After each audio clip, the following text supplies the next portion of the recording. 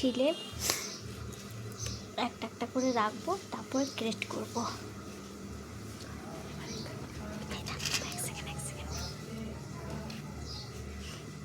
আমাদের যা বটি, এই বটিতে আম ছেলা যাচ্ছে না, তাও আমরা চেষ্টা করছি আম ছেলানোর জন্যে।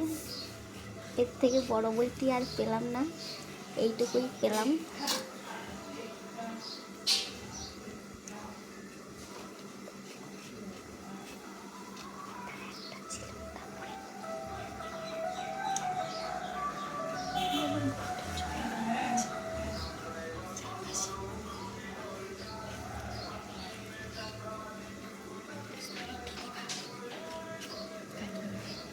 স্পিড দিয়ে দিবা।